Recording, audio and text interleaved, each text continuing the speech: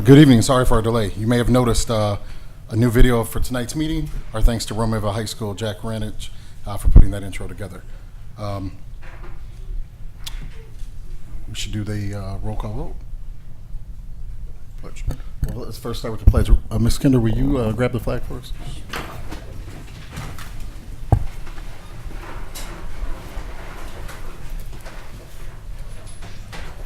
Pledge allegiance to the flag of the United States of America and to the republic for which it stands, one nation, under God, indivisible, with liberty and justice for all.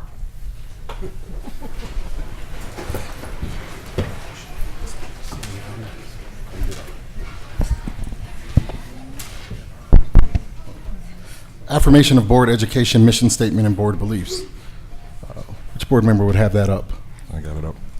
Member Felice?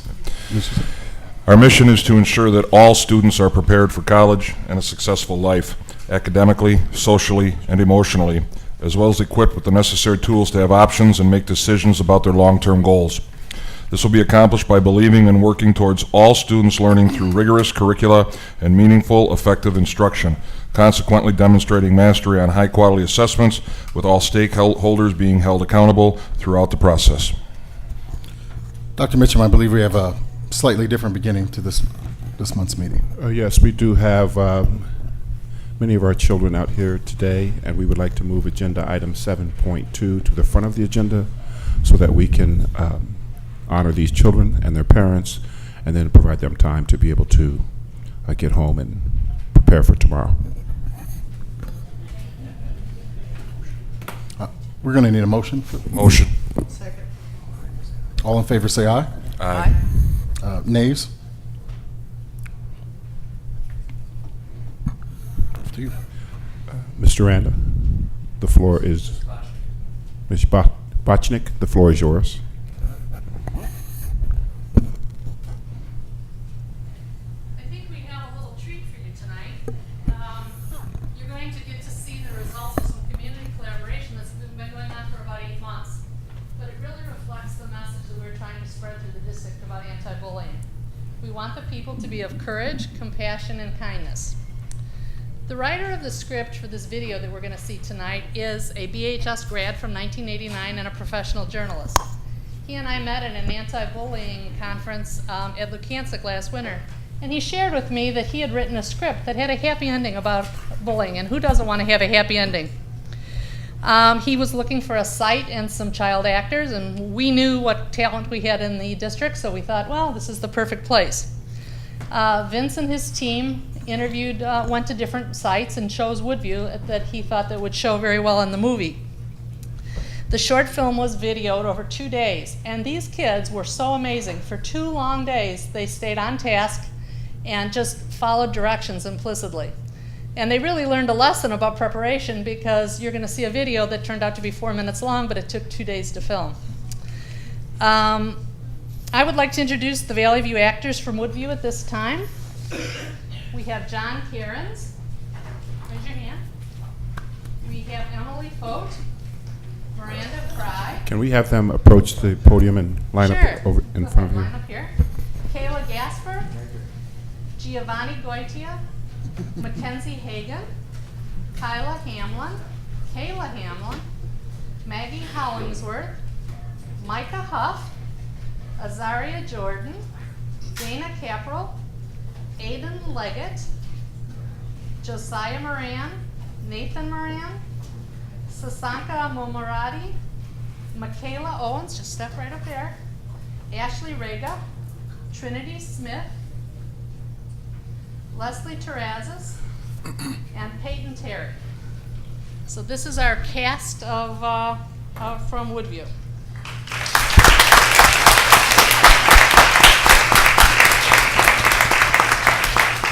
This is actually the premiere of the movie, which is called The Bully Project, and it has been entered into the Sundance Film Festival, so maybe we're going to be hearing a lot more about it. I would like Vince Irby, our producer and writer, just to come up and say a few words. Moms and dads, feel free to come up front and take pictures of your children. Really quickly, our first run will be 1,000 duplicated copies of this that will be distributed to schools all over the world by the time it's all said and done. But before it's done, a copy for all of you guys and your families, of course, with the jackets, and of course, as many copies as Valley View ends up wanting once you guys check this out. I want to thank Michelle, and I want to thank you guys all for doing a great job, and enjoy the movie. Thank you. Thank you very much, sir.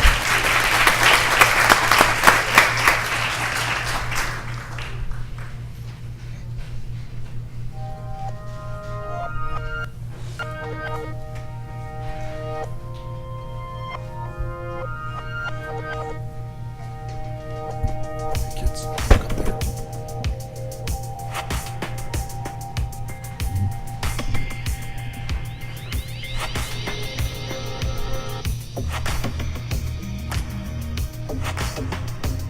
Snitches get stitches.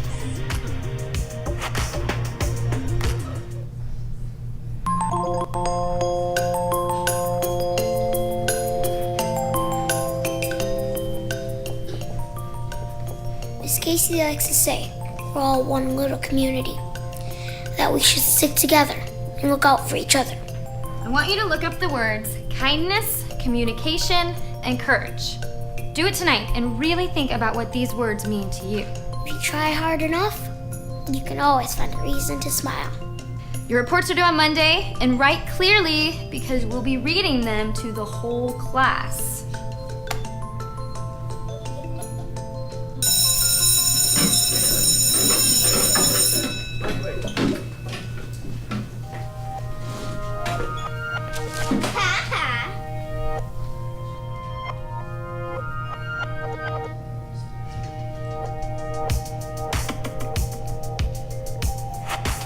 As far back as I can remember, I had to be on guard at school. Seems like every week they're finding a new nickname at me, and none of them are very nice.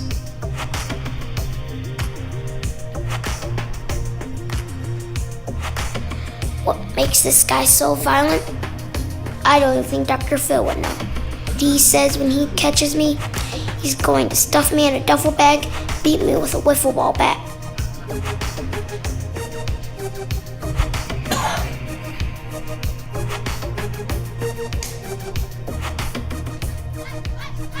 I'm not alone, even though sometimes it feels that way. There's always someone, somewhere, caught in the crosshairs of a bully. And the worst part is, all the bystanders just watching, like it's some sort of video game. But I'm here to tell you, this stuff is real.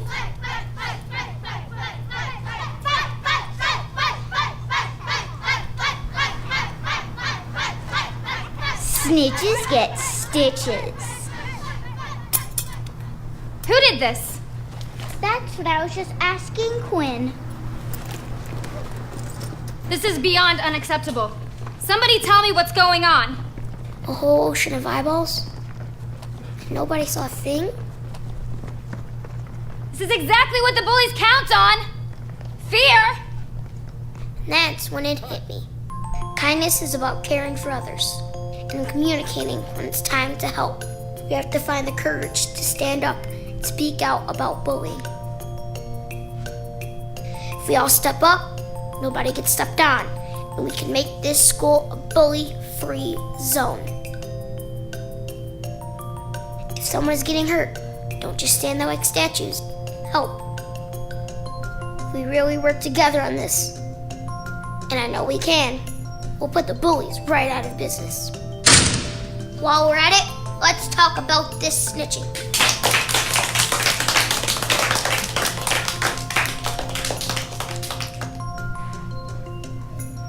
As it turned out, all the tools we needed were right here in this little community. And everyone got in the action, even Shelly.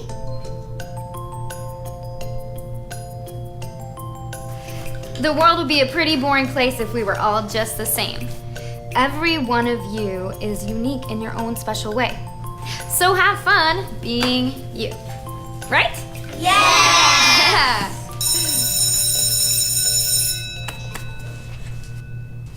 You forgot these.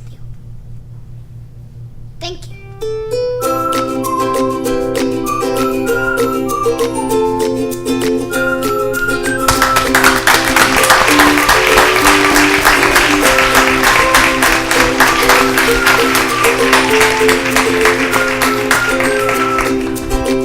Hey kids, great job.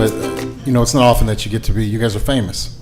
Kids all over the world are going to get to see that and learn from you guys. So thanks so much for what you guys did. And I see a couple of the star actors in here. I'm not scared. Well, maybe you, sir. I'm a little scared. But thanks so much, kids. Thank you, too. Thank you. Way to represent.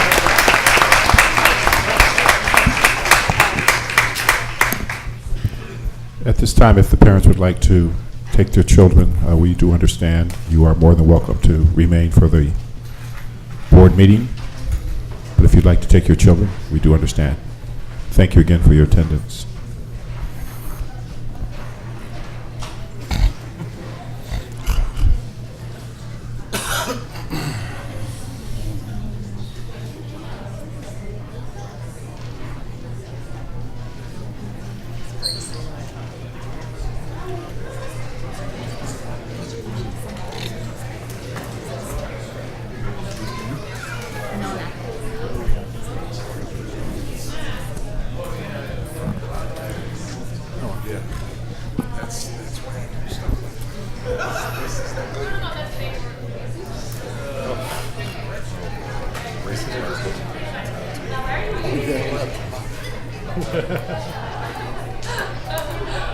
It's funny how you get just so used to it.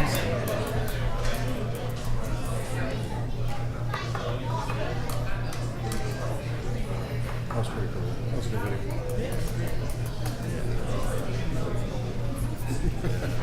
Because you know, snitches.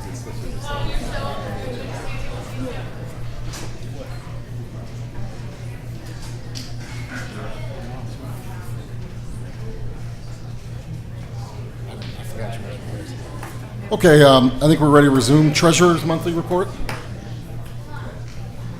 Yes, the Treasurer's Report, as is typical for the month of September, is presented for your consideration this evening, along with the request to pay our interim obligation payments for September, totaling $3,274,965.55. Motion? So moved. Second. Any discussion? Seeing none, roll call vote, please. Member Sikora? Yes. Member Felice? Yes. Secretary Hansen? Yes. Vice President Gugis? Yes. Schedule of bills is also contained in the packet for your consideration this evening. We have the various funds totaling $2,201,293.99 for your consideration. Motion? So moved. Second. Any discussion? Seeing none, roll call vote, please. Member Sikora? Yes. Member Felice? Yes. Secretary Hansen? Yes. Vice President Gugis? Yes. 5.3 through 5.6 are information only, the summary of investments, property taxes received, a state funding update, as well as the school's trust account activity. Any questions, be happy to entertain them at this time. So moved. Second. It's just a... Just information. report. Information, okay. All right, thank you. Dr. Mitchell, consent agenda items. Mr. Gugis, I'd like to ask the board to approve consent agenda items 6.1 through 6.5. 6.1 board meeting minutes, September 23rd, 2013. 6.2 executive session meeting minutes, September 23rd, 2013. 6.3 gifts for BJ Ward and RC Hill Elementary Schools, as well as Bolingbrook High School. Trips for 6.4 trips for Brooks Middle School, and 6.5 student activity contract for Pioneer Elementary School with Interstate Studio for school year 2014-2015 through 2016-2017. Motion? So moved. Second? Second. Roll call vote, please. Member Sikora? Yes. Member Felice? Yes. Secretary Hansen? Yes. Vice President Gugis? Yes.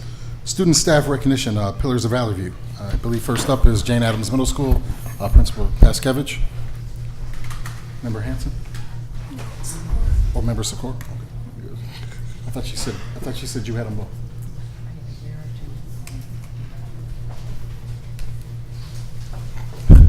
Flowers aren't necessary for the board, but thank you for the thought. Hey, Deb. Good evening. Vice President Gugis, Board of Education, Senior Leadership, Dr. Mitchum, colleagues, and community. Jason Pascavage, proud principal of Jane Addams Middle School. And tonight, to present our pillar is Nicole Gage.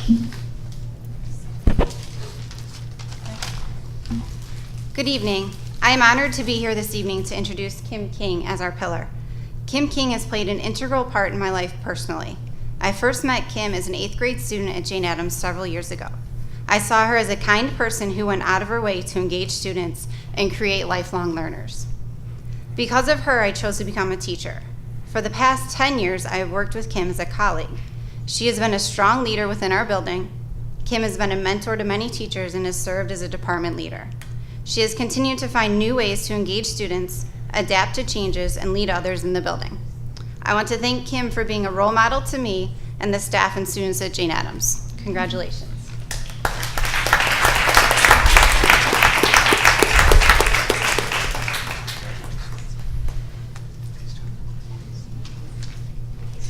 This way.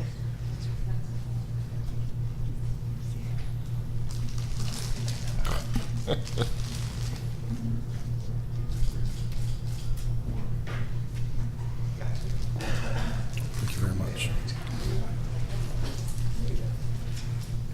Principal Vasek, Member Hanson.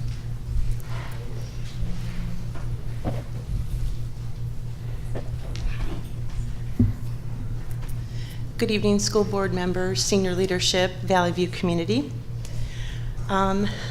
Lisa Ratchford and Nolene Mason are our first grade co-teachers at Irene King. It was extremely difficult just to nominate one of them because they are truly a wonderful representation of how two colleagues work together to meet the needs of all students. Lisa and Nolene completely embody what it means to teach collaboratively. They work tirelessly together to ensure that all students have an engaging and challenging environment in which to learn. The commitment to their students is what makes them such an amazing team. Lisa and Nolene go above and beyond by training staff in new strategies, volunteering their time, and serving as leaders at our school. We thank Lisa and Nolene for their endless capacity to give their students, They truly embody the values of co-teaching, and that is why we chose them as our pillars.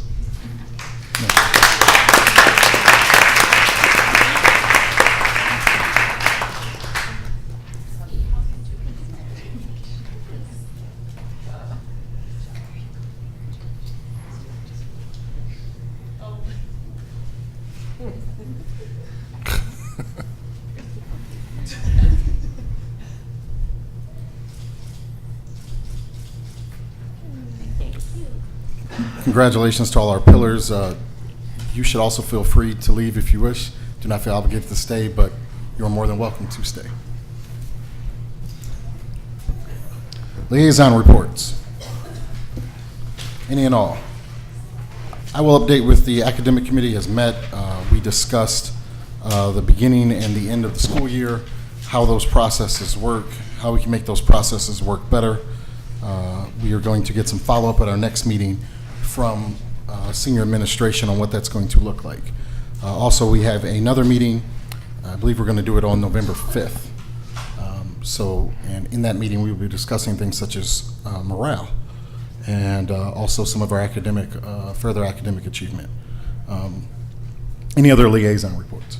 The Wilco board is meeting tonight, and due to our scheduling conflict, but Tammy Kahn is there representing Valley View, so we are represented, but due to the two meetings simultaneously scheduled, I'm here, so. Any others? All right, seeing none. Audience participation. Stakeholders as individuals or groups may present their views to the board at this time. Seeing none. Action reports. Dr. Mitchum. Mr. Gugis, I ask that the board approve student due process cases A and B as presented. So moved. Second. Any discussion? Seeing none, roll call vote, please. Member Sikora? Yes. Member Felice? Yes. Secretary Hansen? Yes. Vice President Gugis? Yes. Action reports. Assistant Superintendent for Education, Mrs. Kinder. Thank you, Vice President Gugis. Tonight we are seeking your approval on revised and updated board policy 610 and 615. These policies have been reviewed and are being presented for a second reading and board approval. Do you have a motion? So moved. Second. Any discussion? Roll call vote, please. Member Sikora? Yes. Member Felice? Yes. Secretary Hansen? Yes. Vice President Gugis? Yes. Action reports, Assistant Superintendent for Administrative Services, Mr. Grisafi. Yes, Board, in 2004, since the campus opened, we've contracted out for snow removal and salting at the Bolingbrook High campus. Our current contract with George's Landscaping is up for renewal. They were awarded a contract a year ago in October, and at that time it was for a one-year period with 2 one-year renewals possible. We are asking the renewal for 1 year to occur with George's Landscape for the 2013-14 season with the original terms of their contract, meaning no increase in any of the rates for plowing or salting. The value of that contract is estimated at $72,500. Again, hard to pinpoint an exact amount, but that is the estimated value, and so we do recommend the renewal at this time. Motion. So moved. Second. Any discussion?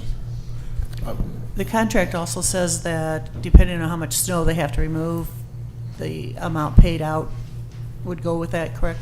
That's correct. Again, Okay. a bad winter would cause us to pay out more, and a mild winter would cause us to pay less. That's exactly correct. Just because later we have an information report on the salt storage building, is that the reason for only a 1 year? Correct. Contract.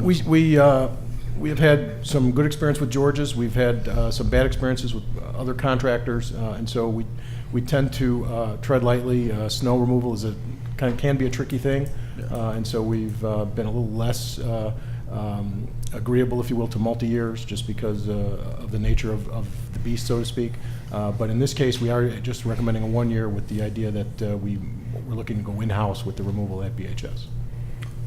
Any other discussion? Seeing none, roll call vote, please. Member Sikora? Yes. Member Felice? Yes. Secretary Hansen? Yes. And Vice President Gugis? Yes. Action report 13.1, Executive Director for Human Resources, Mrs. Hawes. Thank you. We're seeking your approval this evening on the Consolidated Action Report for Certified and Classified Personnel. 32 items for certified personnel, 49 items for classified personnel, and 2 items for administrative certified personnel. Need a motion? So moved. Second. Any discussion? Seeing none, roll call vote, please. Member Sikora? Yes. Member Felice? Yes. Secretary Hansen? Yes. Vice President Gugis? Yes. Superintendent Information Reports, Dr. Mitchum. Assistant Superintendent Rachel Kinder. Mrs. Kinder. Yes, sir. Thank you. Tonight, good evening, Vice President Gugis, members of the board, and Valley View community. Tonight, we are presenting to you the 2013 Illinois State Achievement Test, commonly referred to as ISAT, and Prairie State Achievement Exam results from this past spring. Tonight, to assist me, I have Kelly Gilbert, who is our Director of Data and Assessment, and I also have various members of our district leadership team that are able to answer any questions or assist if needed. Before we get started, I'd just like to set a little context and share some reminders with the community that we have shared previously. In June, we did a presentation on our academic progress as a district, and we've also been sharing some information periodically, most recently at our last board meeting, about changes to the state assessment system. So I'm going to try to put this all in context for you to help you understand how we are growing and achieving as a district in this time of transition. ISAT, as I mentioned earlier, stands for Illinois State Achievement Test, and our students in grades 3 through 8 take this exam in the spring. Prairie State Achievement Exam consists of the ACT, the work keys, and the science assessment, and our juniors, our 11th graders, take this exam in the spring. The exams are given freshman year and sophomore year as well, but those are not used to measure AYP as these two categories are. So these two exams are what the state looks at to determine if we are making adequate yearly progress. Some important information to remind the community of: the state of Illinois has recently increased the student achievement expectations in 2013. What this means is that there's been a change in the the building and student percentages meeting or exceeding the minimum expectations. The previous expectations that the state of Illinois had defined for students in grades 3 through 8 were not in alignment with the expectations that we have set for our high school students. So there was a mismatch there. There was also a mismatch with alignment to rigor. So the expectation, the bar that Illinois had previously set for our students in grades 3 through 8 was much lower than what we know our students need to reach in order to be college and career ready, and in order to be able to meet the expectation at the high school level and at college and career in their post-secondary life. These new expectations begin to lay the groundwork. The state of Illinois will be replacing this assessment system commonly known as ISAT and PSAE with PARCC.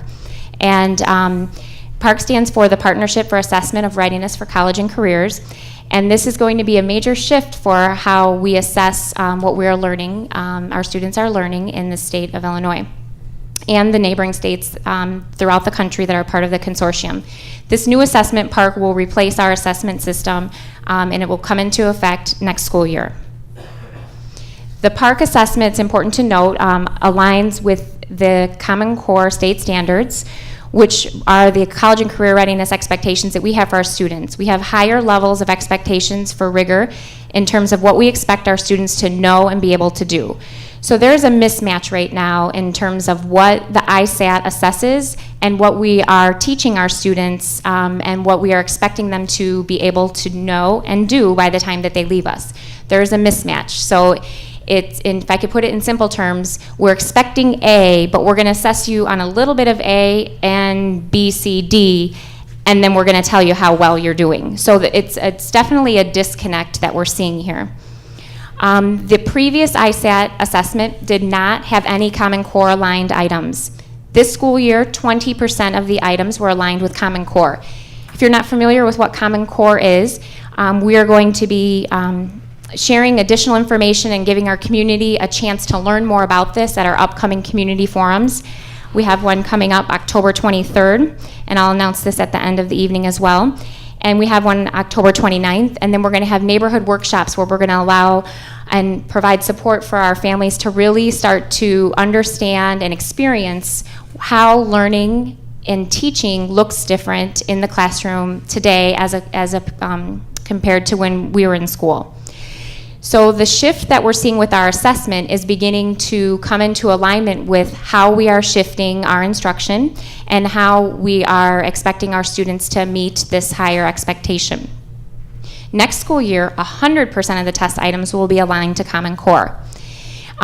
This gives us data on how our students are doing in terms of meeting the new expectations. This data presentation that we're going to go through this evening focuses primarily on ISAT and PSAE because this is how the state determines if we are meeting adequate yearly progress. But it is extremely important to note that we take many other measures into place when we are determining the effectiveness of our instruction and the outcomes of our students.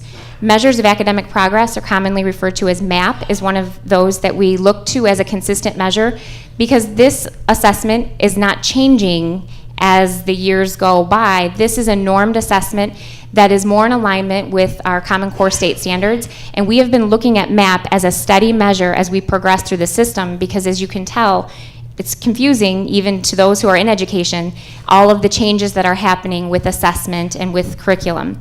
We also use other information in addition to the teacher's classroom assessment to guide our instruction and to measure our progress. Some of those are Fontes and Pinnell, or FMP, AIMSweb, and then, of course, the ACT system of Explore, Plan, ACT, and WorkKeys.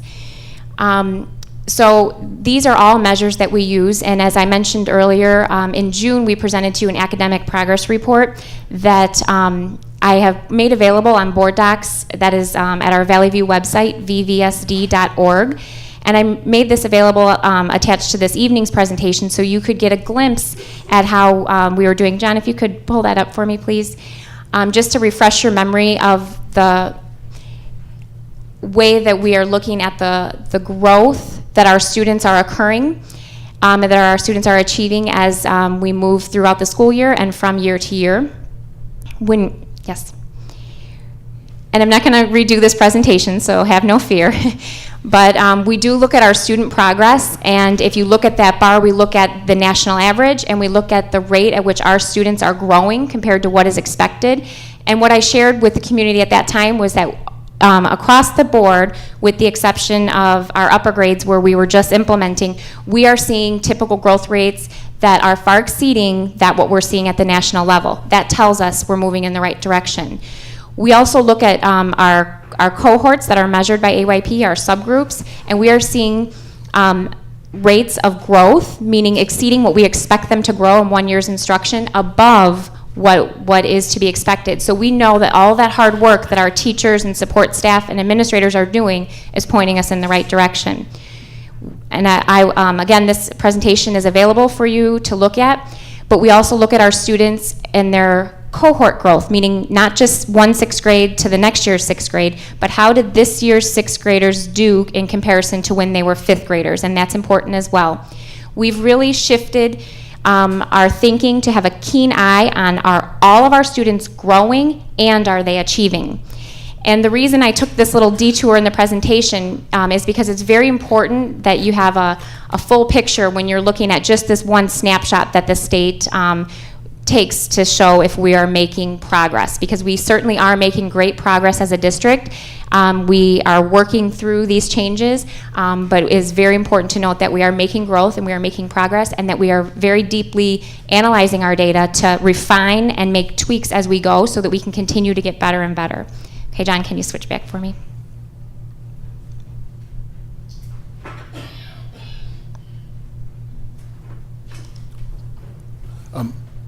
Assistant Superintendent Kinder, on that other slide presentation, you brought up my least favorite metric, and that's typical growth. I just think there's such problems with using that as a metric. What is it, the 50th percentile? Or Well, the reason I mentioned that is because it presents a comparison in terms of national norm, and when we are compared at the state level, we are compared to our state norm, or state average.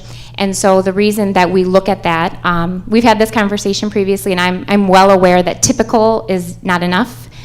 Typical is not the bar that we are shooting for. I was just merely showing a comparison to a norm that is seen at the national level, only to paint the context that there is growth occurring above what is to be expected. Now, of course, we expect much more, and we know that our kids need much more in order to meet that target and exceed that target. Right, because we've just had so many cases where students on MAP have made typical growth and yet have a percentile decline of where they're at.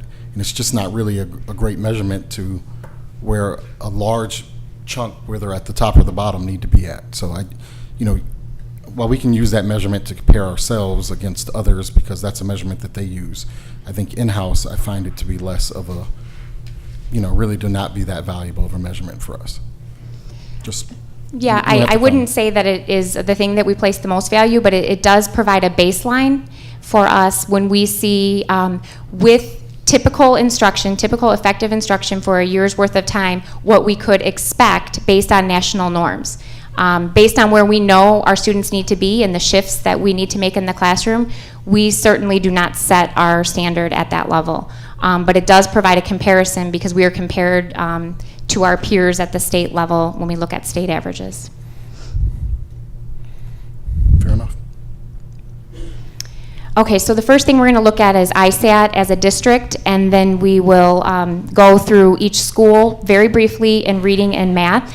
And we've provided for you 3-year snapshot of data, 2010, 11, 11, 12, and 12, 13, with a comparison from district to state.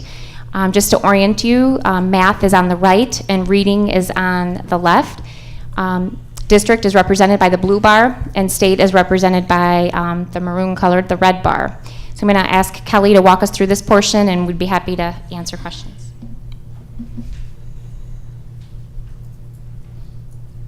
Good evening, and thank you for allowing me to share this information with you. Associated with this document was also another element of consideration to bring into this general overview of reading and math. So as we look at this slide in particular as a snapshot as our district, this represents grades 3 through 8, as grades 3 through 8 are the grades that take the ISAT assessment. In your documents and available on board docs, as well as a more detailed analysis by grade level over the same period of time in both reading and math that shows by each building how that student performance is within those grade levels. So to begin with, at our district perspective, what we're seeing here is that we are closing the gap within the area of reading as it's aligned to the state. The numbers on the bars represent the percentage of students meeting or exceeding that content area based on that assessment, again, here in ISAT with the relationship between reading and math. The state average in red as it relates to the blue average for our district. Math, we have some inconsistent district trends, while the state has maintained almost a flat trend over time. And so when we get further into what this information really looks like and means within each of our grade levels and each of our building, that's when we begin to ask further questions and define what levels of support are needed as a result of having that deeper understanding of information. I'll begin at the elementary level with our first school being BJ Ward. When you look at their information, there's another story to be shared here. Within the areas of math, they did have one area that they were meeting that expectation as compared to the state. And within the area of reading, over time, they have consistent growth from the 2010 school year all the way through last school year as well. Beverly Scoff, you will see here is represented is at or above the state average in all areas of both reading and math.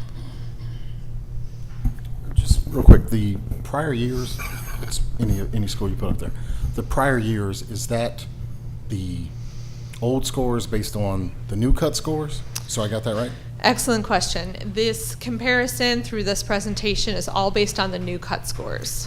So those are their old scores based on, so it's a... Old scores translated into the new cut score Gotcha. Comparison and percentages. Good. When we shared this presentation at the end of last school year, we noted that we had an 81% proficiency as a district, the highest it had ever been. That was on the old cut score. The state translated that, took the prior year's data, and showed us where we truly stood in terms of the new expectations. Understood. Thank you. Thank you for asking that question. At Independence, you will see overall there's some growth in the area in reading, and again, some inconsistent data with respect to the area of math. Irene King, you will see in almost all areas that they are overall at or above that state average in both reading and math. Again, this represents grade levels 3, 4, and 5 at the elementary school level. Jamie McGee is the same thing in all areas that they are at or above the state average, with their greatest strength being in the area of reading. Tibbet and the more detailed analysis shows 5th grade, their growth over the last 3 years, with 2 out of 3 of those years being at or above the state average within the area of math. In Jonas Salk, both 4th and 5th graders in reading are at or above that state average. In Hermanson, in almost all areas in 3rd and 4th grade, in both reading and math, Hermanson is at or above the state average as well. Oakview has a wonderful strength in the area of reading. In math, in their 3rd grade, is consistently above the state level over the course of the 3 years. Pioneer Elementary School, as you will see here, is at or above the state in both reading and math over the course of the 3-year period. Robert C. Hill, again, has another great area of strength within the area of reading, consistently demonstrating growth there in grades 3 through 5 over the course of those 3 years as well. In Woodview Elementary is maintaining their student performance over the course of those 3 years, additionally in both reading and math. As we move on to the middle schools, Can we stop at elementary briefly? looking at our scores, it's hard to not be disappointed in what happened in math at an elementary level. I think the other thing is that we have to have, some really direct conversations about our performance. There were slides up there with some of our schools where overall, and this is an overall number, right? Overall, we weren't at state average for any of the scores, so we started to talk about, well, 5th grade is good, and we have some schools that have some definite issues. And one of the things that, Mrs. Kinder mentioned earlier was this mismatch between the tests. I guess, I understand some portions of what we do now, and to Common Core encourage skills such as critical thinking and thinking about the hows and the whys. Would that be correct? Yes, that would be correct. And some of the prior tests were very much, rote memorization and things of that nature.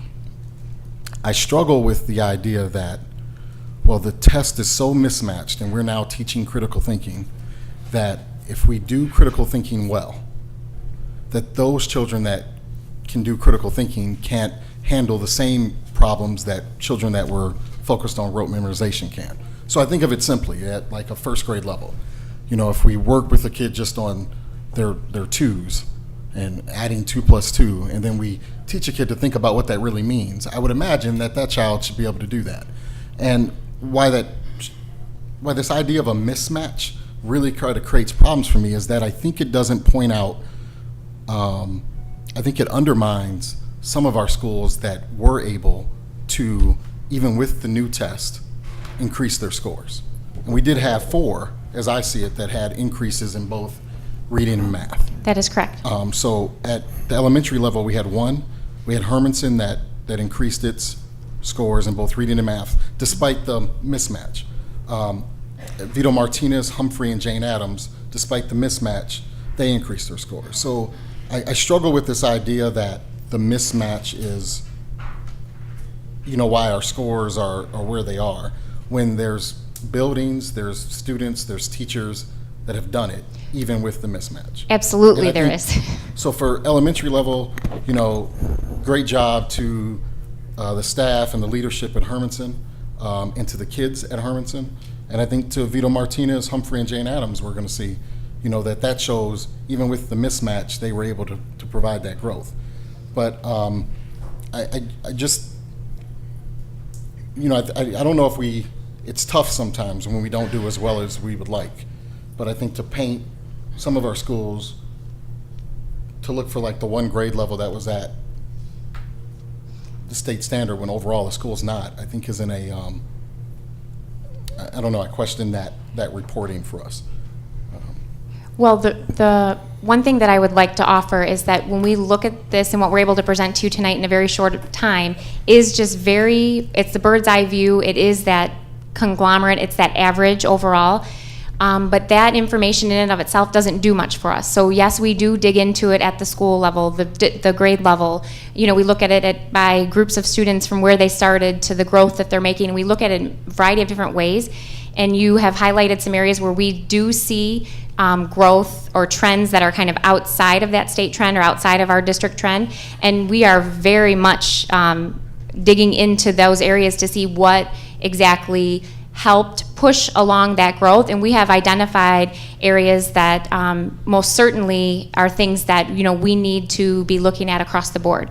So it's not to diminish those key areas or to hide those in the averages either.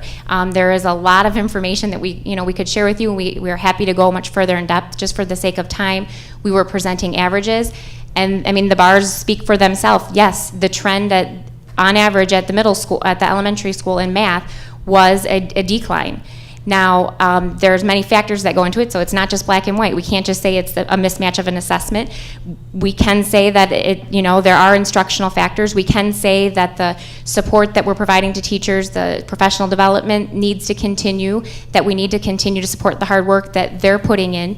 But it's just so complex and so involved that we can't say that this one factor in this one case for this one grade level. We do know that even in buildings where on average we saw declines, that there are highlights, like you just pointed out, at particular grade levels or in particular subject areas.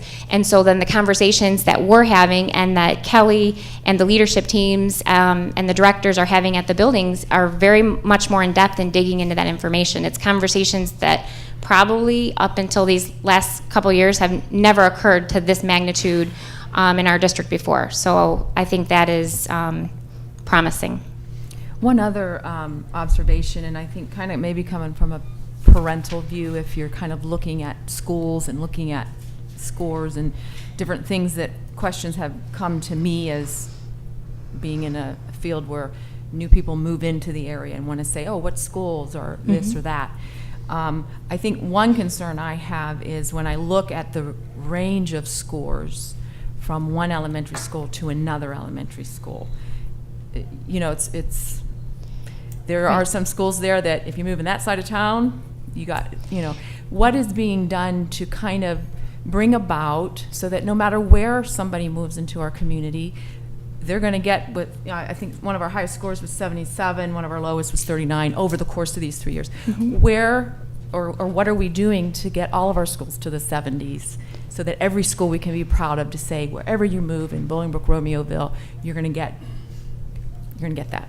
Oh, absolutely. We have put in place a rigorous curricula, and that we're putting in place measures to ensure consistency and delivery of that, and we're providing support to all the buildings in terms of instruction, so professional development to the teachers, but also in terms of leadership with support to our leaders of the buildings.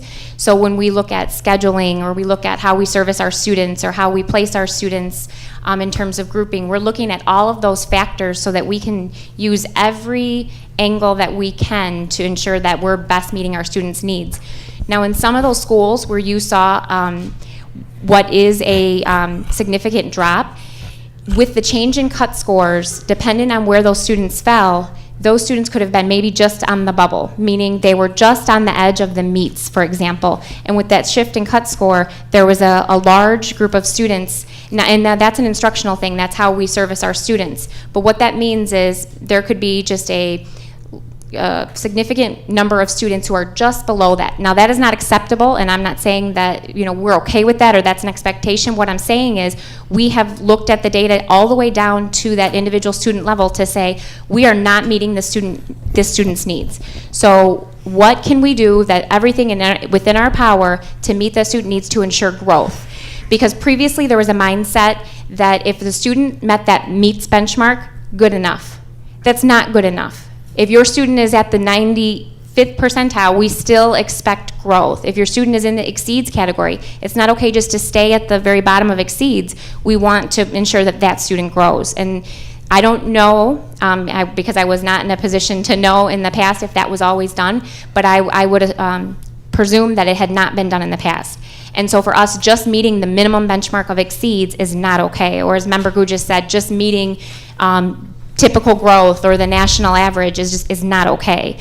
So in some ways that data could be very misleading, and I know that this data will look differently next year because there's already measures in place to ensure that those students are being met where they're at and being brought forward. So it is alarming, it is unsettling, it is not acceptable. We own this data, but yet we also know that we need a little bit more time so that we can see the fruits of our labor start to come to life. And we're starting to see that through other measures that we have. We know our kids are growing, and we know that they're growing and they're going in the direction that we want them to go. We just have to keep moving that along and strengthen and grow that even more. So that's why this one snapshot of data, it does not tell the full picture of that building, because if I moved into the community and looked at that school, I would say, oh my goodness, something horrific has happened. When in all actuality, there are very positive things going on and there's great growth occurring. It's just because of how those benchmarks move, that doesn't reflect it. I have a concern also. I'm sorry. Back in the 80s and the 90s, we always went over these scores. We had management by objective where we compared we had quarter tests everybody took. So it has been going on. This isn't the first time, it's just that I think we're doing a better job of it now. Secondly, At the elementary school, you had 7 schools go up in reading, but only 3 in math. And at the junior high level, you had 1 that stayed the same, 3 that went up by 1%, which isn't significant, but reading did go up. If you remember, we looked at Odyssey last year, and in Odyssey, it seemed that Odyssey was helping the reading and the language arts more than it was the math. So have we taken a look at that, and is anything being done differently for that? Let me respond a little bit about both your questions. In relation to your question, I want to read again what the state has to say about the new standard versus the old. It said overall math scores in the state took the biggest hit on the Illinois Standards Achievement Test, which were given in March. The steepest drops were 3rd grade, taking the math test. State officials reported only 54% of them passed, compared with 87.7% this year. So this phenomenon that is happening in math is a statewide phenomenon. Now, we, as Assistant Superintendent Kinder indicated, we do own that data. I think what is different about the way in which we analyze our data now is that we're much more reflective and we go much more deeper into the data. For example, Member Hanson, you referenced some of our schools having significantly higher scores than other schools. The danger in looking at the data in the aggregate is that we're looking at the achievement scores versus the growth scores. And so I've always indicated to people who have asked about that phenomenon to look further at the data. I've always been able to explain to them, for example, when you disaggregate that data by subgroups, by socioeconomic factors, by culture, etc. There may be schools in this district whose achievement scores are higher than other schools in this district, but whose growth scores may not be as high. And so the fact that a particular school has much higher scores than another school is not indicative of one school having better instructors or better administrators, etc. It's the age-old analysis of the achievement gap and those who have traditionally achieved in our system versus those who have not. So we have a laser-like focus on addressing that issue. But again, we are beginning year 3. We've gone through 2 years in which many of the other data sets that Assistant Superintendent Kinder referenced are trending in the right direction. One of the areas of concern that has been identified through analyzing this data is that as a district, we have set our bar at a place where we can get the biggest bang for our buck in relation to the students who we can get to meet or exceed. That has come back to bite us, as well as many other districts in the state. The state has finally recognized that there was a disconnect between ISAT and the PSAE or ACT, because the perception was that for some reason, once kids left 8th grade, they immediately got dumber. But the data reflected that 60% of those students who exceeded on ISAT would meet on the PSAE their junior year in college. And in both our high schools, that equates to less than 30% of our students.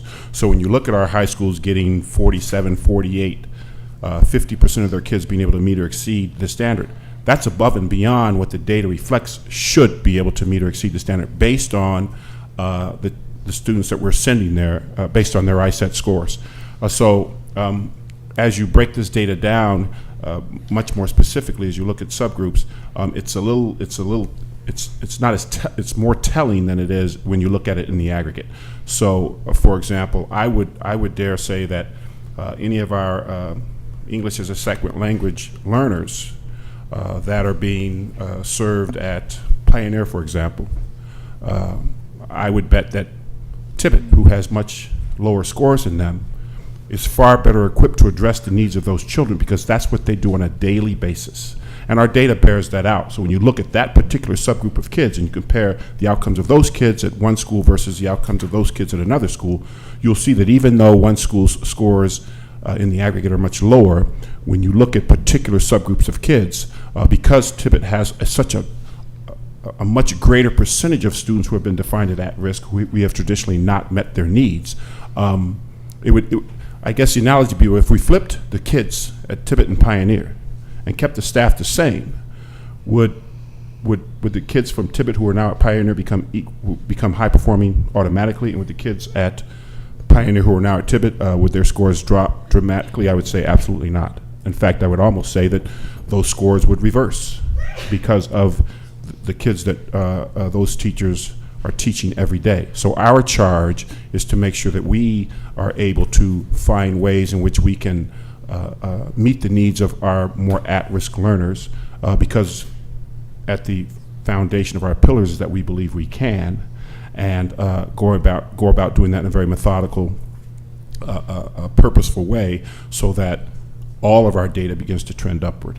But this phenomenon with ISAT is not unique to Valley View, albeit we do own it, and we are not proud of that fact, because we would love to be able to go against that trend.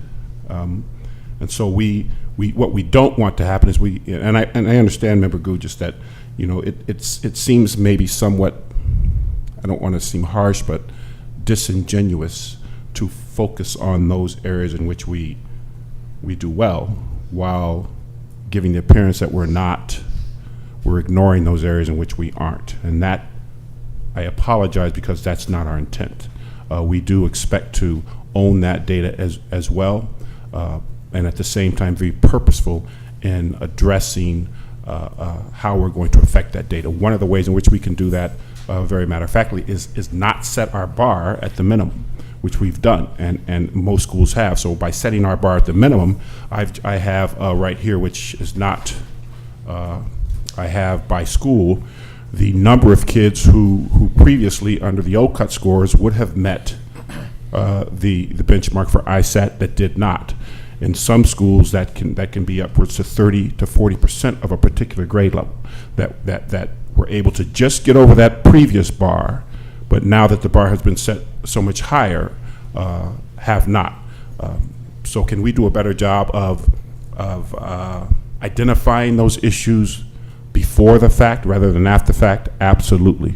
And I'm not making excuses for that as well. But we have identified that, and now we do have information that will help us drive our instruction to ensure that that trend begins to spiral upward as opposed to downward.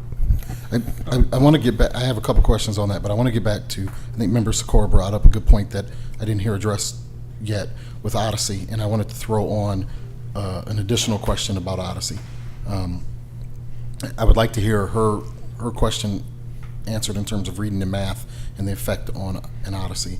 I'd also like to, in that conversation, talk about how we're operating Odyssey. I thought last year there were some changes to the direction we were going to go in terms of, I thought we were getting rid of, was it the 2-day a week? Or one of the programs. I'd like some clarification of, because there was definitely a program last year that was deemed to not work as well as the 5-day program, and I think it was the 3-day, correct me if I'm wrong, I think the 5-day program worked for 2 subjects, the 3-day program worked for 1 subject, but the 3-day program did not work well for 2 subjects or something to that effect. I believe the 5-day program showed it showed that it worked for both subjects. The 2-day program worked for 1 subject, and I think the issue of concern was when you took the 3-day program and you attempted to intervene with 2 subjects, that we were not getting the impact that we anticipated. But it's my understanding that we continue to do that. Again, I can't speak. Because I believe I've been told by a parent that we do 2 days of 1 subject on her child's in a 3-day program. They do 2 days of reading, 1 day of math, and then the next week they flip it to 2 days of math and 1 day of reading. So if you could address that, Member Sikora, could you please repeat your question in terms of Odyssey? Because I think that, was a fair question. My comment was that last year when we discussed Odyssey, we saw the trend that math did not go up at anywhere close to what reading did. Therefore, you would tend to think that Odyssey is working much better for reading and language arts than it is for the math. And so when we see that same trend in ISAT, it makes you wonder, what are we doing differently to make it better? With reading, you're referring to? With math. With math, okay. Well, to answer kind of all these questions rolled into one, we did make changes in terms of mathematics, in terms of where the students were directed, in terms of the learning path that is identified for them. The students just don't go in and say, okay, I'm going to work on geometry or statistics and probability today. There is a kind of a method to the madness of where the students are directed to go and work. Now, keep in mind that, as was always the intent, Odyssey does not take the place of the core instruction that is taking place in the classroom. It was meant to fill some foundational gaps. It's not meant as a forever solution or as the only solution, but in terms of the number of students who needed to be serviced, it was determined that this was the only way that additional support could be provided within the confines of the school day and the confines of resources that we have. So we do look at the growth that we're seeing there, and we have changed the amount of direct instruction, meaning small group instruction, that students are receiving. Whereas in the 5-day where we saw the bigger gains, those students obviously were receiving more small group instruction because they were in there more time. So we did change that, and we did change the manner in which they work through their lessons to address the skill deficits that they have. But as much as we are shifting our instruction in the classroom, Odyssey instruction is not a perfect match for the Common Core instructional shifts that we need to make. It's just not. There's not a product that I'm aware of, and if there is, I'd be happy to say this, to know about it, because every textbook company and every intervention company out there tells you that they are Common Core aligned. That term has very different meanings for very different people. So even Compass Learning will say, yes, it's Common Core aligned, but not everything in there, for example, mathematics is the best example, does not teach math the way in which we are teaching math to help our students achieve the Common Core state standard. So there is still a disconnect, and yes, we have made changes into how the students are working through that additional support that they're receiving. And yes, we do look at the student growth and the student achievement like we showed you in June when we look here, and we will look much deeper with the additional information we have. So yes, we do look at it that way. Remember, Squirrel, did you good? I still didn't. I guess my concern Go ahead. is Odyssey is working, but why is it working not as well for math as it is for reading? And my understanding of Odyssey is to help those students who have a deficit someplace. Yeah. Okay, and to help that deficit to bring that up. Absolutely. I'm Erica Ekstrom, Executive Director of Student Services, and you bring up great points. Christy Vahey and I, in conjunction with other curriculum members, have worked collaboratively with the shift in allocations that we did last year, targeted math supports that are now happening in the 5-day-a-week enhancement, priority 1, as well as additional 3-day enhancement is, instead of one teacher being present to provide the small group instruction, 2 teachers are now present. We've done comprehensive professional development through the course of over 16 hours in specialized math recovery. We've brought in an outside consultant. The first week of September, diagnostic screeners were occurring to identify where the targeted math deficit gaps were. ISAT isn't going to tell us that. So we have the additional computerized support, but we also added in additional direct core instruction utilizing research-based math recovery in alignment with the Common Core to hopefully turn around those math scores. So I'm still confused on this particular point. And we did Odyssey, and we sat there and we were told 3-day a week for 2 subjects doesn't work well, and we weren't going to do that anymore. But we're doing it still. So I guess I'm confused. Did we change our mind on doing 3-day a week with 2 subjects? I don't believe that we said 3-day a week does not work. With 2 subjects, we said it did not show what we wanted to happen, and I could have swore in a meeting that we said we weren't going to do that anymore.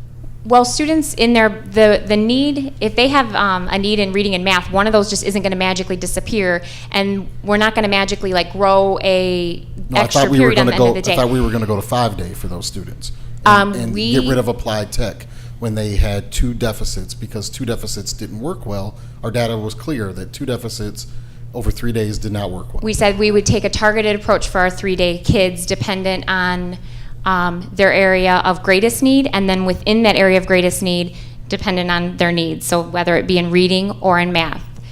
So there still are students in Odyssey for 3 days a week who do have a focus on both areas, but how they approach that is different. When we looked at our data at that point, we were not in a position to make any shifts or additions to resources that we have, be it time or staffing. So is it a resource issue, or is it a inconclusive data issue? What's the driver behind not expanding that when it was clear that Why could we not expand that? It is a resource and limitation in terms of resources and allocations and of the school day. So when we looked at that data and we had that data to say, you know what, why couldn't we make this shift? And even, we heard that feedback from some people, why not 5 days? Why not 5 days for both of these groups of students? Our schedule in terms of staffing and the school day and where we are constrained with that could not withhold that So shift. right now, if we get the data back and it says the 3 day, again, with 2 subjects does not work or does not have the results, let's say, that we want, and now we have 2 years of data that says that. The issue ultimately on changing that is one of resources, not one on the data. Correct. Okay, that's important for us to know. Dr. Mitchum, I appreciate your comments. I mean, you've had some long discussions about this. And I just think my feelings on our ISAT data, particularly at elementary level, is one of, last year we sung the praises of, or wrong slide, but we sung the praises of our aggregate growth, by school. And this year when we have a decrease in aggregate growth, we split the baby. And that's problematic for me. So I think that... I'm sorry, we split the what? We split the baby. We said, look at these little areas that we've got growth. But last year when a lot of our schools had aggregate growth of positive, we sung the praises of that. And I still think that while you mentioned the state saw the most significant decrease in third grade math, me and you talked today, Hermanson saw some of the most growth in third grade math. When we talk about growth, and growth is important, at some point growth has to lead to achievement. So we can keep talking growth into Member Hanson's point. At some point that growth has to bring us to a level that we deem, we've achieved. And I think with our scores this year, I think that, I guess despite great odds, Hermanson, Vito Martinez, Humphrey, Jane Addams should be proud of their success. I think that we've had other schools that show declines in both areas, which really goes against what happened overall in reading. And I think we should be honest about that, and I think we should be forthcoming that perhaps the 4 elementary schools where that happened at, we need to dig in deeper. How did that happen? And we need to be honest about that when we say, we didn't do what we wanted to do. And I just think we just need to be clear, because we need to be even-handed when we celebrate our success and when we bump into a struggle. I've sort of waited and heard everybody out, and I'm a field trip version kind of guy. And as you know, Assistant Superintendent Kinner, you and I have talked. There's a big difference between goals and objectives. Goals should be just slightly out of reach, so that you're always striving to reach a goal. And objectives should be something that should be met. And if they're not met, then somebody needs to be held accountable. And so when we see, I have a simple question, and it's just when. I'm not the kind of person that likes to look behind and look in the past.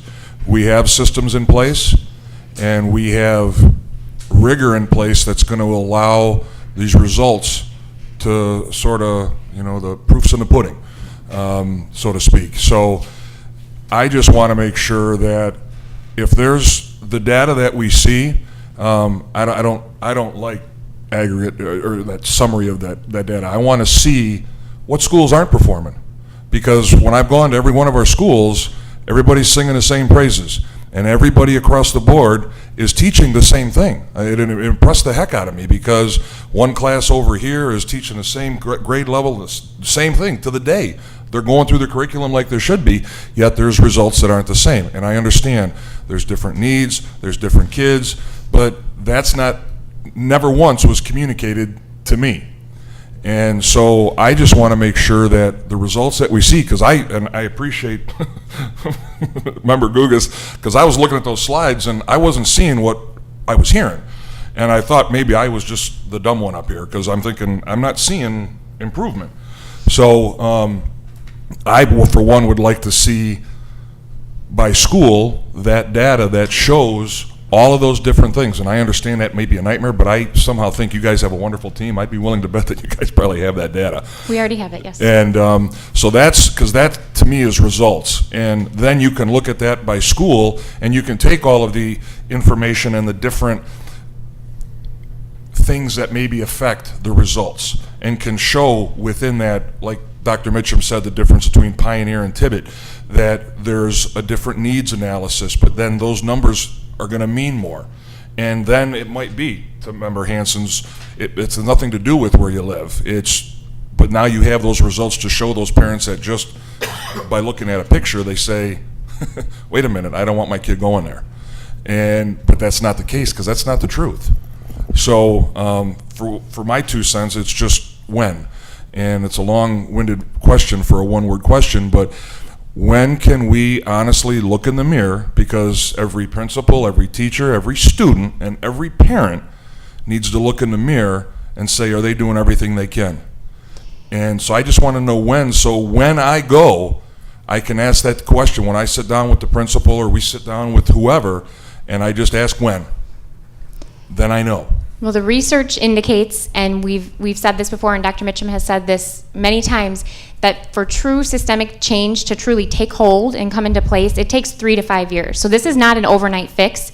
And then throw in the different variables that are changing, and we're maneuvering as they change and things are thrown at us. 3 to 5 years before we can say yes, we can say that these things are firmly in place and we are going. In the meantime, we do look at other data sets, and that's the reason that I reminded you of the presentation about map growth. We do look at other things because we need indicators that we're moving in the right direction. However, we have not achieved our goal or by any means, and we have not achieved our objective by any means. The other reason that we start to dig into the data and give you slices or highlights of key areas is because A, we do that type of analysis. B, it does cause us to take action. And C, this picture alone, if you just look at those blue bars or red bars, you cannot see the hard work or the progress or the successes that are occurring. Now, I will be very honest, they are not occurring equally across the board in every building and every grade level with every team. And we recognize that. So what we're doing is seeing where are those successes occurring at a greater frequency, a higher rate for more children, for all children, and then making those practices more standard across the buildings, across the grade levels, across the districts. And it is not something that can be achieved overnight, and so the intent is never to be misleading to highlight those areas. But yes, we could have come out here and said, yes, we have this many schools who have grown in both areas, and they are X and Y, and then that doesn't help us. Vito, Martinez, Humphrey, and Jana. I'm aware of who the buildings are, and I celebrate their success as well. But even those schools that do have shown growth in both areas, and we have other areas as well, they are still looking at their data and saying, okay, what more? And they're looking in and saying, okay, now let's look at our 3rd grade, or let's look at our 2nd grade, and they're looking at those comparison to what's going on in their building, the growth they're seeing. They're looking at that across the district. And if we're going to be true leaders and continually grow and improve, we have to ask questions. We're not drawing any conclusions. So I'm not here just to highlight the good and hide the bad. Certainly not.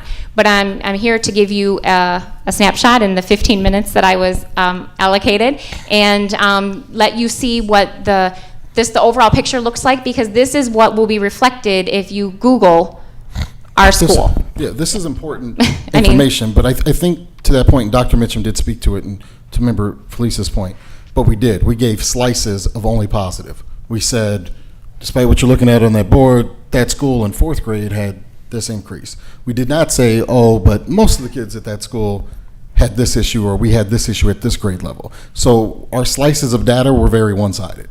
And I think that was obvious in the presentation. And Dr. Mitchum spoke that that wasn't intentional, so I can move on from that. But Yeah, it certainly wasn't intentional, because I think the bars speak for themselves. I think visually you can see that they go up or down, and I believe Kelly was just adding additional information. So it certainly is not intentional. I mean, we're not trying to pull the wool over your eyes to not let you see those red and blue bars. the secondary point is that I realize that the test is different, and okay, the test is different. You use the word mismatch. But we, nevertheless, inside of that, we saw with the different tests some gains in reading in a lot more places than we saw in math. And in math, we saw an overall decline. But then we saw some exceptions. And I think, I want to make sure that we are spending time figuring out why the people that got gains, instead of trying to explain away declines. Absolutely, Member Gugis. And to speak to Member Felice's question, who's accountable, I've always said since I've taken this position that I am the person ultimately who is held accountable to this Board of Education for whether or not we succeed or we do not succeed. I have always shouldered that burden. I would take umbrage with anyone publicly attempting to hold any of our building principals, assistant principals, or teachers accountable for those things that I perceive to be systemic. And so when you talk about issues of when you walk around and see good things happening in all classrooms, it is my responsibility ultimately to ensure that the supports are in place that are required for those kids, for example, that are at Tibbet who may be struggling more so than the kids at Pioneer, because the interventions required to ensure that all of our kids meet or exceed the standard extend far outside the realm of that classroom. And we are attempting in every way, shape, or form to professionally develop our teachers in a way that we maximize instruction in the classroom, while at the same time recognizing that simply by maximizing instruction in the classroom for some of our kids, it's going to require a much more concerted effort by all of us to ensure that those kids' needs are met. That is the responsibility of this administration. That is the responsibility of senior leadership, and ultimately that is my responsibility. So I've already begun the process of looking at why, for example, Herman Sin was able to get gains in math against a backdrop of everyone else getting decreases. We're also looking at the middle school level why we had 3 of the 5 schools make gains and the other 2 hold serve against the backdrop of the state ISAT scores plummeting in math. And so when we talk about Odyssey, or we talk about instruction in the classroom, we talk about all of the variables that go into some of those successes, that is something to be celebrated at the middle school level, where we have 3 of our 5 middle schools making gains against a backdrop of significant declines and 2 holding serve, but it's just not Odyssey in and of itself. So we got to look at all of the factors Dr. Mitchum, that but to that point, to that. I interrupt you just to that point. If we have 3 out of our 5 middle schools making gains, that totally shoots holes in this idea of the mismatch of the test. That we had more middle schools make gains than not make gains. So if the test was so mismatched and so unfair to us, but yet 3 of our middle schools did better this year than we did last year. Let me rephrase then that statement. I would say that it's less of an issue of the test being mismatched, albeit there are items on that test now that are different, that are based on the Common Core that were not there before. And I think it's more of a district-wide philosophy that we have set our bar as close to the minimum as possible, and that chicken has come home to roost. And so when you know that a particular, for like if the low cut score for ISAT and math at a particular grade level is 181, we're making sure that we can get our kids to 182. In the past. In previous years. Yeah, in previous years is what I'm saying. And so now we need to make sure that we set our bar beyond the lowest cut score for ISAT. There are districts out there that ignore ISAT. It's like it's something that's not even their vocabulary, because they're so far beyond that minimum expectation that they don't even talk about, well, how are you addressing your ISAT? ISAT, what is that? Our expectations are so much higher than ISAT that we don't even pay attention to that. It just takes care of itself. We're trying to move to that paradigm. And I think by all the things that we're putting in place right now, we're trying to, although we're having conversations about ISAT, because we're clearly not where we need to be as applies to ISAT, because we can't ignore the data, because the data reflects that we don't have the lion's share of our kids meeting or exceeding the standard. But one of the historical issues within this district is that and I have that data, Mr. Fleece, right here as I'm looking at it, and I'm adding up the number of, so if you take an average third grade class set of students in one of our elementary schools, if you're saying the average is 25 kids per class, and that might be a little bit low, and you have 5 sections, you got 125 kids. In some cases, we can have 40 of those students who under the previous cut score system would have met the standard, where under the new cut score system will not. That 40 students represents that 30, 40, 50% drop that we're seeing, not only at Valley View, but across the state, because of where we set our bar. That is not a teacher issue. That is not a building administrator issue. That is an issue that is falls solely on the shoulders of senior leadership and myself specifically, and that is an issue that we've recognized and we're trying to address as we speak. But it's as Assistant Superintendent Kinder said, this is not a short-term fix. Well, and that's exactly my point. Is let's just worry about where we set with the new cut scores. Let's just worry about that. Let's focus on that, and because for the first couple of years, those scores and those results will be skewed at no fault of anybody. I mean, it is what it is, because we're not picking those numbers. In previous years, what was communicated to the public, what was communicated to the board, 80% of students are meeting or exceeding, and everyone said, okay, all right, we're doing a job. We are pulling off layers and layers of a system that was dysfunctional in terms of truly telling us, are students prepared for life after high school? This is not easy. This is not pretty. It's not fun work, but we are pulling off the layers. Our teachers are pulling off the layers, and it is messy. And so it's going to be a time of uneasiness and discomfort like this. The only thing that we need to ensure is that we are moving in the right direction and that we hold ourselves accountable for reaching that benchmark. That will not happen overnight, but in the interim, we have to ensure that we are identifying those areas where people are getting it done, where we're getting it done, or where we're not getting it done, and do something about it. Act on that information, not just file it away and wait till next year. And may I qualify one statement as well? You know, the other thing I don't want the public or members in the audience to walk away from this thinking is that we're sitting here trying to bash the previous administration or bash anybody, because as I've said forever, I am not a big believer in the American education system, because we have decades of data that's indicated we have left millions of kids behind. So this issue of how we level ourselves, how we look at our kids, who the haves, the have-nots, all those things, those are systemic in the culture of how we educate our kids across this country. And so when I reference Valley View as it applies to how we went about leveling ourselves or where what benchmarks we set, those are systems issues that we've made it a point in this administration to address. And so I don't want anyone to think that I'm up here trying to say that this administration is good, the previous administration was bad, et cetera. I don't think any of that is the case. I just simply think that we have been lulled into this institutionalized mediocrity. We've been lulled into this complacency that what we were doing was good enough, and we're finding out now that finally, as the nation begins to recognize that we are not serving our kids and that this mediocrity is institutionalized, they're changing the game on us, and we're trying to catch up. And I'm telling you as a superintendent that we will. We will expeditiously. I will bash prior administrations professionally, not personally. If we set the goal at a standard that we know does not prepare our kids, you should be bashed. And that was where the standard was set. So there was a belief system that not all our kids could do it. There was a belief system that certain subgroups of kids couldn't do it.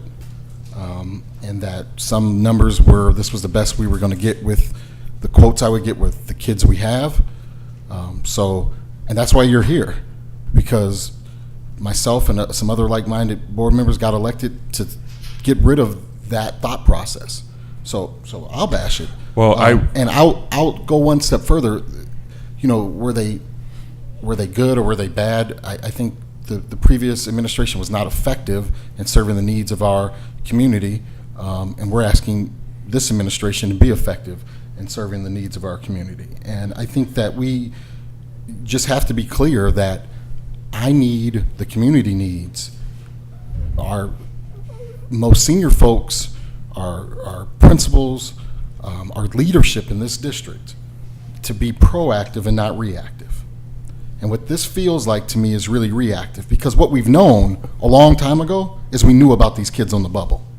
We knew that these kids were at the low end of meets, were not where they needed to be, and that the standard was bad. We knew that. We had the data from high school to back that up. You know, and that is both a combination of the prior administration and now transitioning. But the bottom line is, it was not a surprise. It wasn't a surprise to us what happened with our scores, if we're honest. It's not a surprise to us that these kids on the bubble that are on the low end of meets on the ISAT, you know, particularly at the elementary school level, you know, fell into not meeting this time. That's not a surprise, you know. And so the thing that we need is, to Member Felice's point, is that predictive nature. Like, we know this is going to happen unless we do something, so what are we doing? You know, that really has to be one of our paradigm shifts from let's figure out what we think is going to happen, and if it's not what we want, let's move now before we get this that says, oh yeah, that's not what we want. But we knew that was going to happen. We are addressing. I think part of the perception that it's more reactive than proactive is because we're looking at this data from a deficit model. And right now, just based on conversations that you and I have had, Member Gugis, you know, I'm beginning the process of collecting, because, for example, I just outlined the number of kids. I have the data that reflects the number of kids per grade level that were on the bubble, that would have met the standard based on the old cut scores, that did not meet the standard based on the new cut scores. What I did not have, and what I'm currently collecting, is the number of students who were on the bubble that actually did what we talked about earlier. Yeah, we did meet that cut score. And so we may see that based on the interventions we have in place right now, that who knows how significant that number was of the kids that were on the bubble. There may be a school that has 24 kids that were on the bubble that did not meet or exceed the standard based on the new cut scores, but had 75 when looking at that cohort of kids between, say, 3rd and 4th grade that were. So even though we didn't get 30 or 25, you know, we got another 45 who did. And so we need to look at those things as well, because, again, it's looking at data is like peeling an onion, and every time you draw a conclusion on one thing, there's another variable that you have to look at. And so we're still in the process of collecting all that stuff to be able to make an informed decision on where we need to go from here, because the decisions that we've made leading up to this have been very focused on assuring that we address the needs of all of our students. But we're coming from such a deficit that I would be hard pressed anecdotally to think that we have not affected at least as many kids on the positive side than negative. And I'm saying that anecdotally. When I get the data, I'll be able to share that. But Member again, Felice? preliminarily, I believe that to be I think true. you had something. Yeah, I just have one more comment, and then I'll err on the side of time. My hat's off to Dr. Mitchum, the senior leadership, and the building administration and the teachers for not thinking that every child doesn't want to learn. And everything that has been discussed tonight is exactly the definition of being proactive. You know, you guys were dealt somewhat of the hand already at the poker table. So that's nobody's fault. I'm not looking for fault. I'm not looking for blame. I want to be able to draw a line in the sand and let's say, okay, let's move forward. This data is this data. But that isn't a reflection of what we're trying to do. At least that's what I believe. So I always want to make sure that every child out there I know wants to learn. And maybe that's a little bit subjective, I don't know, and I know some support systems out there are better in houses and so forth, but this is proactive, and this is what needs to be. And part of seeing those results, then you take off another layer, and then you dig a little deeper, but that's being proactive. So don't change. Don't change. Take those results, do with it what you guys need to do as principals, as teachers, and as administration and senior leadership, and that's what you guys are in charge with, so go for it. My last comment on this would be, I think that in the past we've had principals and teachers that have proven that wherever senior administration draws the line, they are able to get students to that line and get students over that line. I can think of, one school in particular that in the past has done that consistently. So I guess my statement to senior leadership is make sure you draw the line in the right spot. Make sure you draw the line, because I know some of our folks can do that. We meet the line, they meet the expectation that's set out there for you, and some of them are really good at doing that. I guess it's incumbent on you guys to make sure that line is drawn in the appropriate place. We are ensuring that line is drawn in the appropriate place, and we're also trying our hardest to ensure that the support is there to support our teachers, because it is a challenge, but our teachers are rising to the expectations, our students are rising to the expectations, and we are moving in that right direction. I just wanted to comment briefly on the reactive versus the proactive. And we just completed our second year of having map data to actually make decisions and know where we truly stand. And from the very first time that our students took that assessment in the fall, we have done everything in a proactive nature in our power, from realigning curricula to making complete curriculum changes to designing assessments to providing support for teachers in terms of professional development. There has been a ton of proactive work going on. We don't just wait until the spring ISAT results come out. In fact, we don't put much stock in that, although we are held accountable for that. But we do many things of proactive nature. Now, does that mean that it's all perfect and there's not room for improvement? Absolutely not. There is a great room for improvement of things that we could do proactively with the information we do have to meet our kids' needs. Well, let me give you an example of what I deem as proactive. I think it's proactive and what I deem as reactive. I think it's reactive, and we had this in academic committee meeting. I think it's reactive to have spring map scores and then have a month of school before we make decisions on where we place kids at. I think that's reactive. I think it's proactive to take spring map scores, block your entire building, and during the summer, and when you start on day 2, you have kids in the right class based on their skill level, not based on their age, not based on their grade level, but based on what they can do and what their needs are. I would deem that proactive.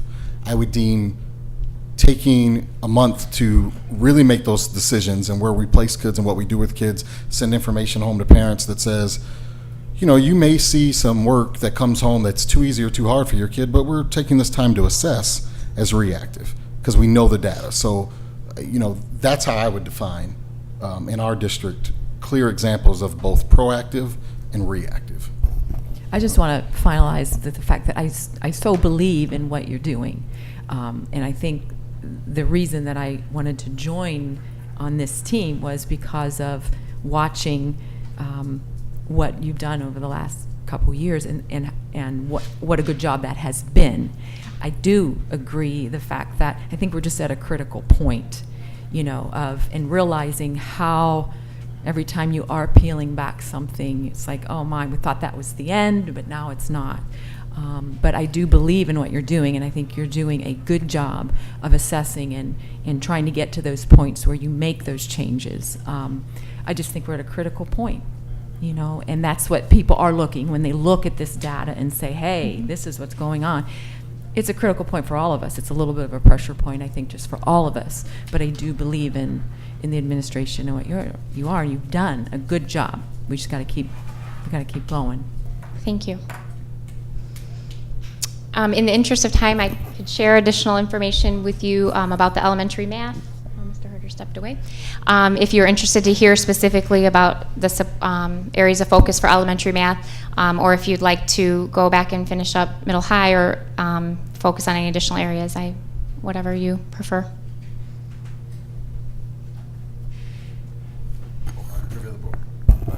Pardon me? All right, you can move forward, I think. You want to go on to the rest of the slide, please? Sure.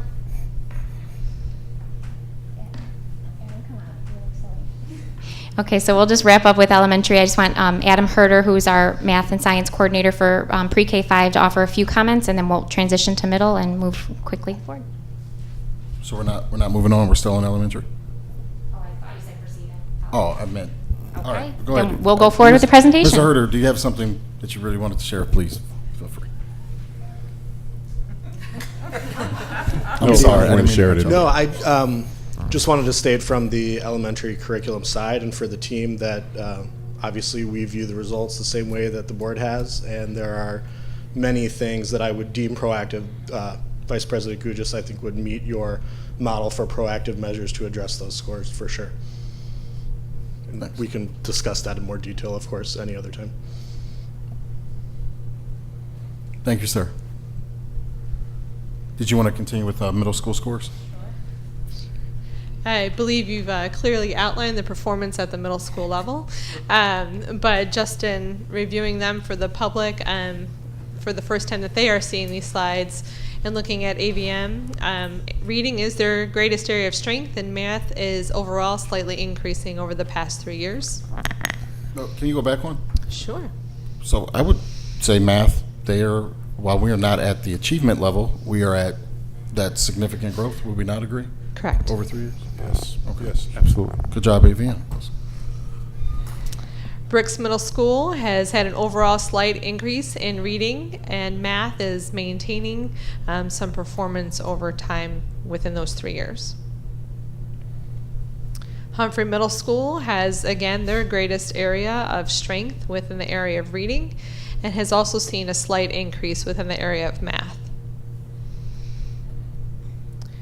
Jane Addams, again, has reading as an area of strength, with math maintaining over time as well. And Locancic Middle School has had overall growth in both reading and math, closing the achievement gap as compared to the state in both areas over the course of those 3 years. The next few slides look specifically at PSAE, which, as Assistant Superintendent Kinder referenced, is the assessment that is administered at the junior level in high school. What was our growth? Do we have growth in math at the middle school level, at the ISAT level, on the ISAT? Just at the middle school, do we have growth in math? I mean, I know you can't really tell from the slide because certain schools have more kids, so it's overall middle. Yes. Do we have growth in math? Yes. In both reading and math. All right. So Can I yeah. proactively answer your question? Thank you. You are going to say, well, if there's such a mismatch, why was that growth demonstrated? That's I'm exactly telling what I was you gonna that say. there is that mismatch that exists. However, that growth was demonstrated in spite of that mismatch. So had there been a greater alignment, that growth, I would guess, would be even greater. So to answer your question, that is bucking the trend. It is going against what we have seen at a state level of it stagnating, and it's going against what we have seen overall as a district with math. However, I'm not focusing on that. I'm focusing on going forward. Yes, that is a celebration because that is against the trend, but that's not enough. And so, yes, we are aware of that. I mean, because I guess sometimes I'm often accused as not seeing the silver lining, but that seems to be pretty significant to me. That Absolutely, there is a that tremendous our amount middle school of math has amount of proactive work that's been going bucked on. the trend, and again, I think that's where our focus needs to be, on our success, not on defending our lack of success. Because there's something happened. If they buck the state trend, the overall trend, new tests, new rigor, but overall in middle school, we're moving in the right direction. Some schools with fairly significant, I think one was up 8 or 9 points in math. I mean, something right is happening there, and I hope that we're paying attention to that and trying to figure out what we did. Christy, wherever you are, great job. I just want to also note where we are in the change process with both of our levels. And so as we're starting to see these shifts at middle, there was a little bit of a head start in terms of mathematics at middle school because Christy Vey had the benefit of being in that position for a year prior to Dr. Mitchum's administration. And so she was really able to kind of start that work with the team. And so it is a process. It's not where we need to be, but it is certainly a process. And also, I think something that shouldn't be overlooked, which again is the responsibility of the superintendent, is as when I came into this position, I had a vision for what our organizational chart would look like. And clearly, it's my responsibility to ensure that the organization of this district is designed in such a way that it positively affects all of our schools from kindergarten through their senior year in high school. It's been noted that we have adjusted the organizational structure of our district to better align our supports for our K-5 schools in a manner that we fully anticipate will reap benefits. And again, that is my responsibility in examining our data and examining our outcomes. That was an area in which I identified that required some change, and we've made that change as well.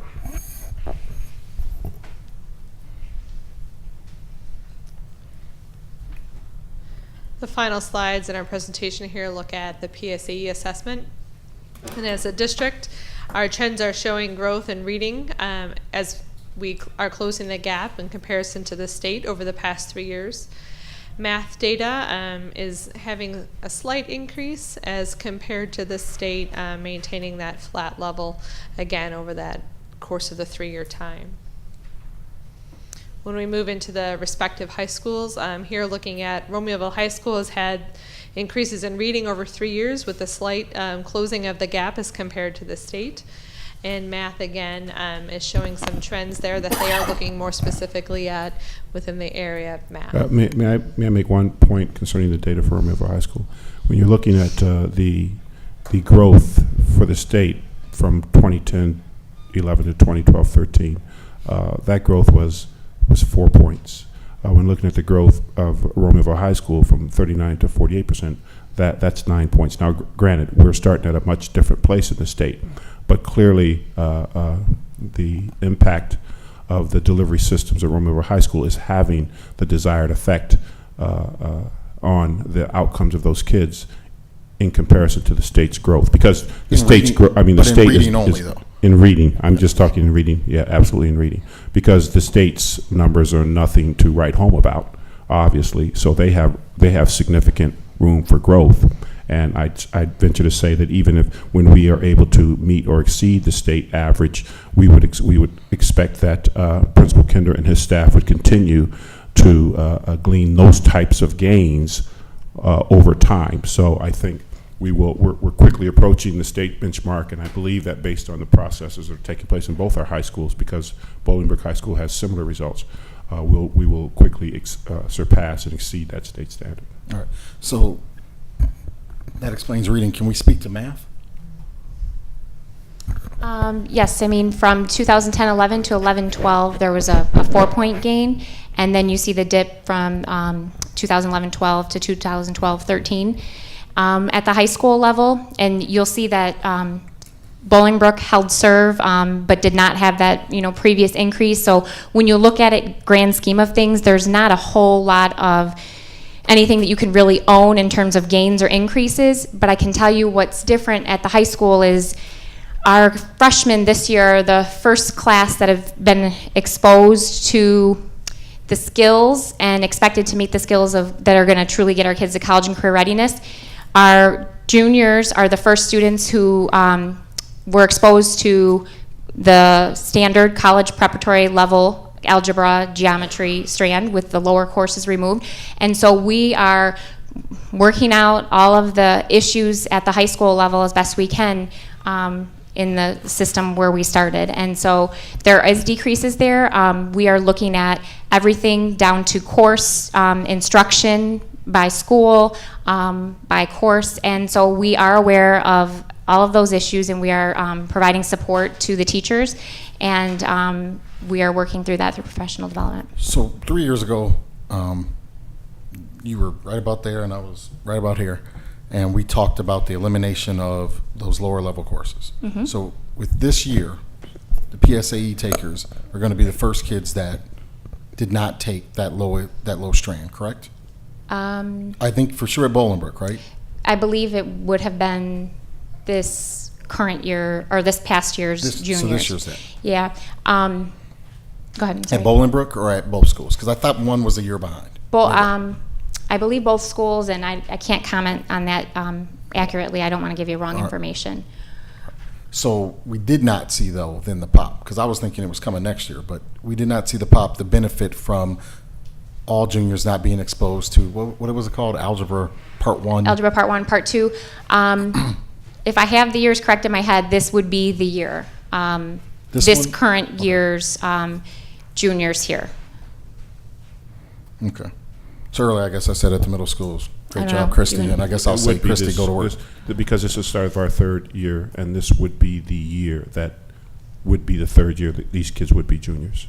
So Okay, that's so this them would on the be- board. Okay. Upcoming or the ones on the board? Upcoming. Upcoming. So then this year, then, because they were not part of the Algebra Part 1, Part 2. They would have been exposed to the college preparatory strand.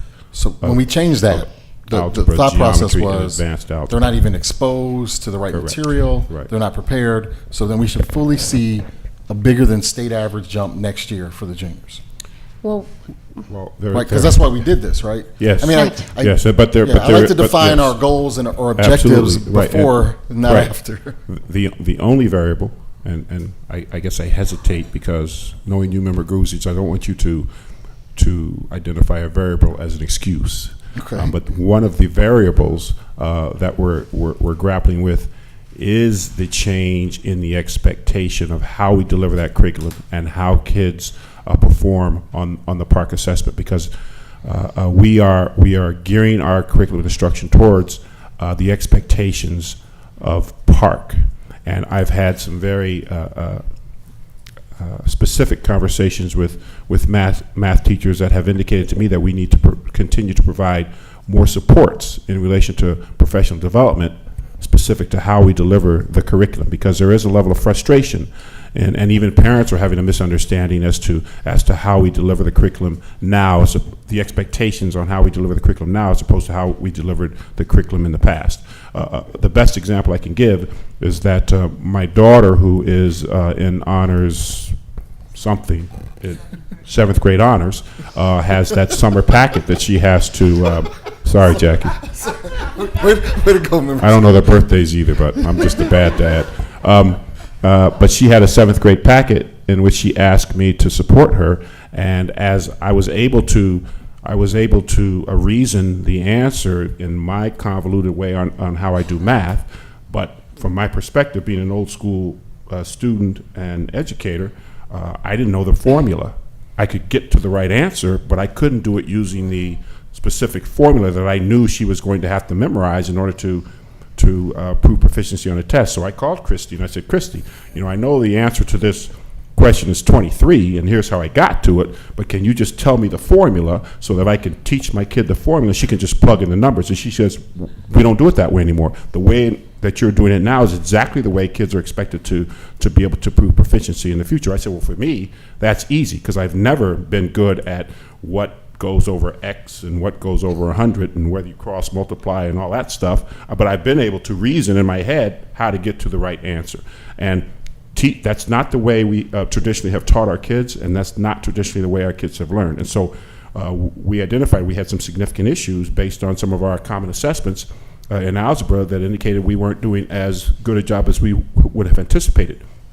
In reacting to that, Christy Vey has supported those instructors at both high schools, and then based on the most previous assessment, we were able to get a much greater percentage of kids to meet minimum requirements for proficiency. So we do expect that we will see a spike in our math scores, but the caveat to that is, again, the game has changed for us pretty dramatically, and we're now trying to professionally develop our teachers in a way that helps them deliver the curriculum in a way that when the kids take the assessment that's going to prove proficiency for college readiness, that they're prepared to do that, and that's entirely different than the way that they used to. I got a little confused because explain how the PSAE and PARCC and how that all works and how that, I missed that. PARCC will replace the PSA, which is currently the ACT and work keys. But there is more alignment between what our students are exposed to on the ACT in terms of the types of thinking that's required and the level of content that is required, but it will be set to replace that. However, many of our students will still need the ACT to gain entrance into many universities. So how will they get that? That's a question that many are grappling with right now because as it stands, if Park completely replaces it and PSA goes away as we know it, which is the plan, then our students would have to pay for that, as many do, but they wouldn't get the free ACT that Like it all was- juniors. I don't know. Gosh, it's been 20 years there. I'm getting old. But I remember when I was in high school, you had to pay to take the ACT. It wasn't Correct. part of the. Uh-huh. So that would be the transition. They'd have to. It would be. It would be. Some school districts right now are contemplating still offering the ACT to their students, but that comes at an expense. Right. We do not have a set plan yet, but we do know that our students will need to be prepared. Because what I clearly remember from our conversation about Algebra Part 1 and what we're doing now in Algebra was that the kids that were in Part 1 versus who got an A versus the kids who were in regular algebra who got a D, by the time they were juniors, I believe their difference in score, the kids that got a D versus those kids that got an A in the class that we eliminated, the kids that got a D had got a 5-point higher on the ACT, which anybody who understands the ACT knows that's gigantic. That's beyond gigantic. That's the difference between getting in college or not getting in college, getting a scholarship, not getting a scholarship. So we should still, if we use that measurement, be able to see some increase next year's data, despite whatever happens with Park and PSA. That is correct. Okay. And one other thing to note, when you look at this information, this is not comparing cohorts of students. This is comparing the current year juniors. So you're comparing different sets of students here. Right. So what we look at is, so the juniors of 12, 13, we looked at them as sophomores, and we looked at their plan data, and we looked at their Explore data from the year before. And we have identified issues with the growth that we're seeing from grade level to grade level. But when you are looking at this, you're not seeing a decline in that particular group of students. You don't know these students' starting points when you look at that. So Or increase. Or increase. And so we do look at it at that level because there is an expected gain that the students need to achieve every year as they progress through that assessment system. So this, again, only gives you one piece of information, but there is a lot more questions that need to be asked. And so that's what our focus is on asking those questions. Okay. And so the trends that we're seeing in ISAT and PSAE, overall reading scores are increasing and closing the gap with state averages, and this I'm speaking district-wide. Math scores have remained somewhat steady, but there's been slight increases and decreases on both ISAT and PSAE, and again, this is on the aggregate, which is consistent with the state trends. Now, again, this is just an observation. This is not a acceptance of this place or a, any endorsement that this is where we want to be, but this is merely an observation, and we know that we need to go against the trends if that is where the state is sitting, if we are going to push our students forward and get them to where they need to be. We are continuing, as we've touched on many times throughout this conversation this evening, more in-depth analysis, and we've pinpointed areas of strength and areas of further growth at particular grade levels and schools, and looking at both curriculum and instruction, and using the data as well. And then several of you have highlighted many times that balance between growth and achievement. It's not enough to just say, oh, well, they're growing, so that's okay. We know at the end of the day, there is a bar that the kids need to meet and surpass. And so we are very keenly focused on looking at both of those angles and not just achievement. So we don't say just because our kids hit the meets, we're good, or just because they're growing a little bit, we're good. No, we're not okay with either of those. And so our data conversations are really shifting to reflect that. And so we have highlighted some of these areas for continued focus. There is a great deal of work left to be done. And we are aware of that, and now with additional data and the data that we have been able to use previously, we continue our focus on many of these areas. There's nothing that indicates that we are off track, but there are things that indicate that we need to get better. There are things that we need to indicate that we need to refine our processes, refine the support we're providing, and continue to monitor that. So we know that presentations like this don't always show those areas that we're growing or where those hard efforts are starting to produce some fruit for the labor, but we are very much aware and that we're digging into those and looking at a very deep level. And that's it. Any further questions? We've probably given her enough. Thank you. Thank you. Have a good evening. 14.2 salt storage building project. I believe that's you, Assistant Superintendent Grisafi. Yes, you've read the information report, rather, that expresses our desire to erect a salt dome on our own property over at the district maintenance facility off of Greenwood. We currently store our salt combined with the village of Romeoville. That creates some logistical issues for us in terms of not having 24/7 access. They've instituted some new protocols over there. There's a cost potentially when we cannot take delivery of salt because the dome currently is filled and won't allow for any additional salt to be taken, where we have to pay a fee for Morton, or the supplier, to keep the salt at their facility. And so we've taken a look at where we might situate the dome. We feel we do have adequate space there. And so there's some cost estimates on savings of payback over the course of 3.4 years if we were to proceed with this.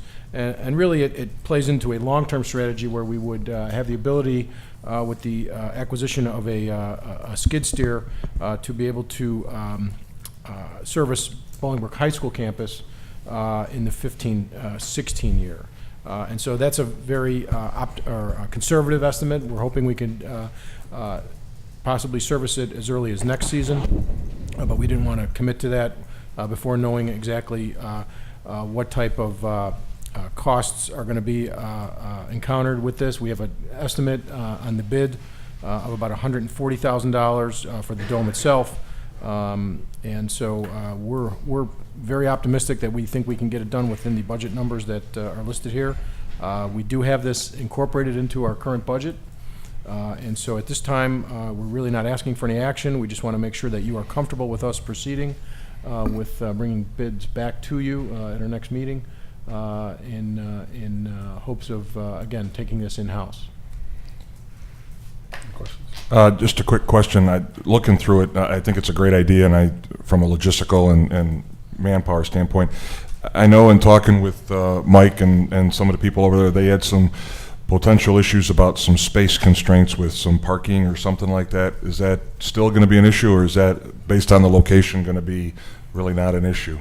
We've got two issues there. One, where the dome itself is going to go really is just kind of cold storage for maintenance.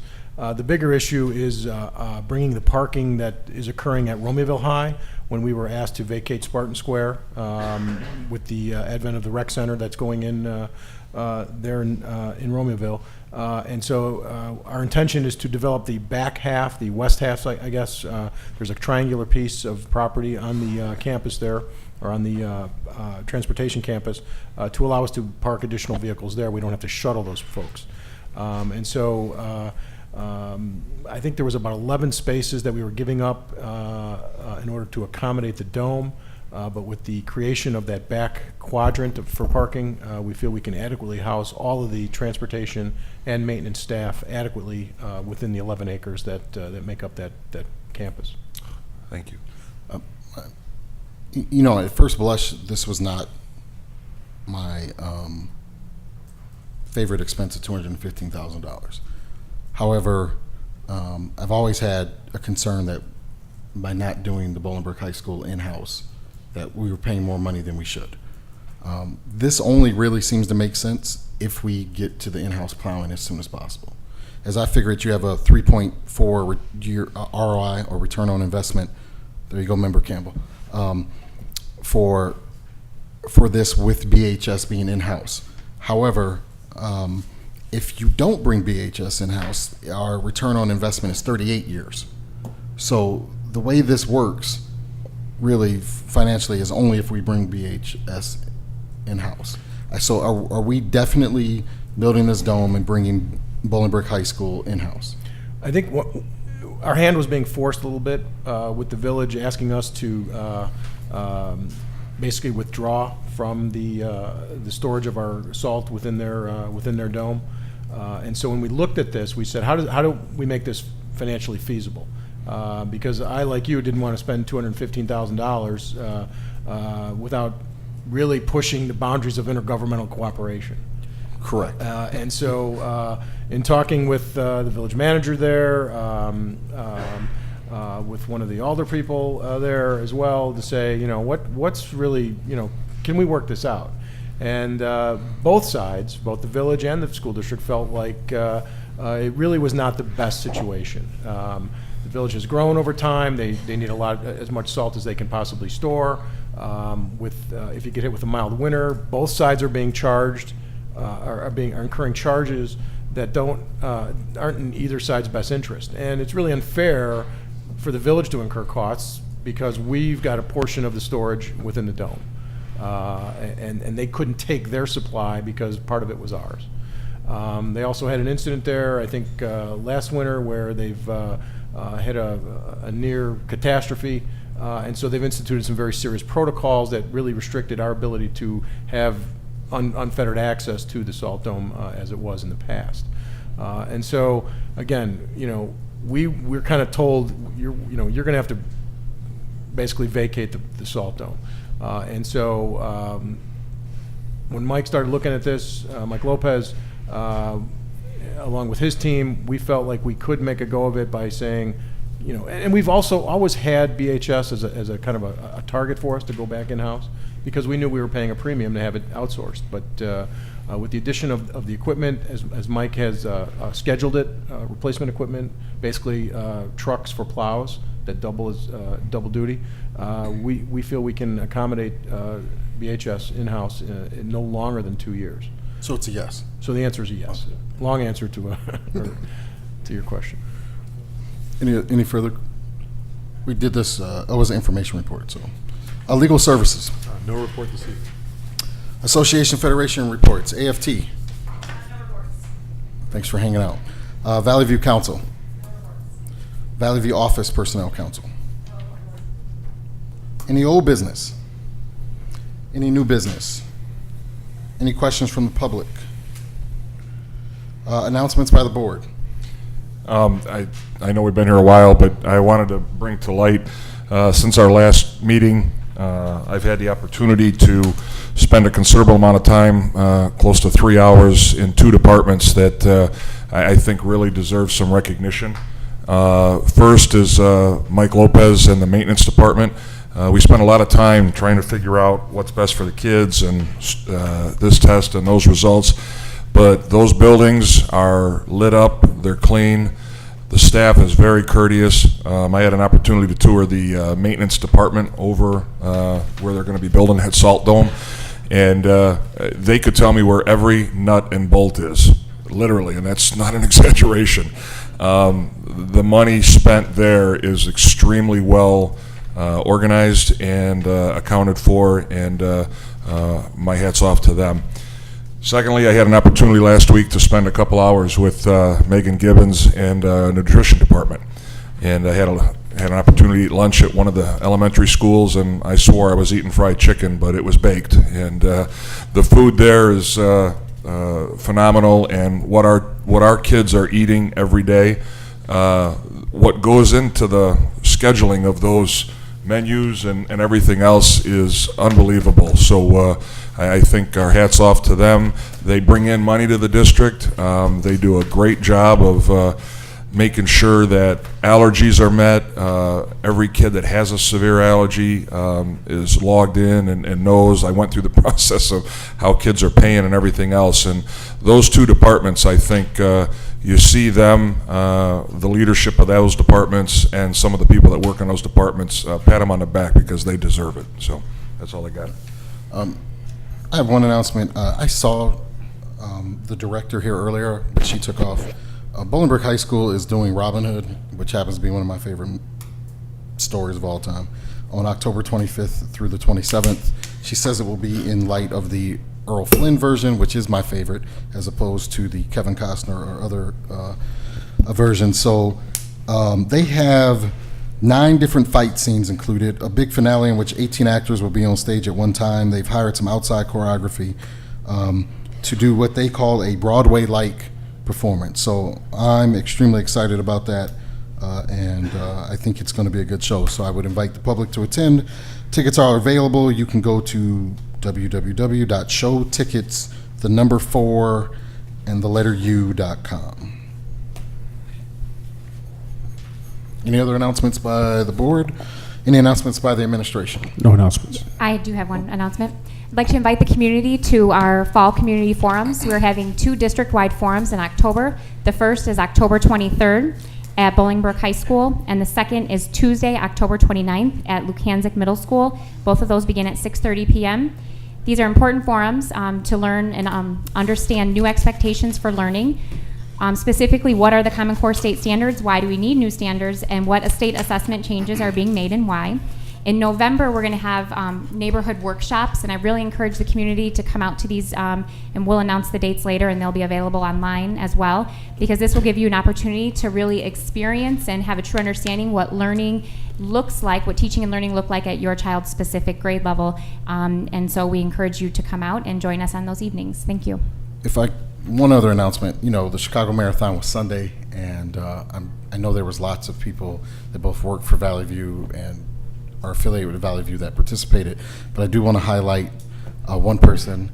Shelly Casey, our board clerk, did participate in the Chicago Marathon and completed, and me and my family enjoyed watching her progress, so congratulations, Shelly. That's a tremendous accomplishment. And she's here today. If I can have a motion to adjourn? Second. Roll call vote. All in favor, say aye. Aye. Nay. We are adjourned. Oh, he just wanted.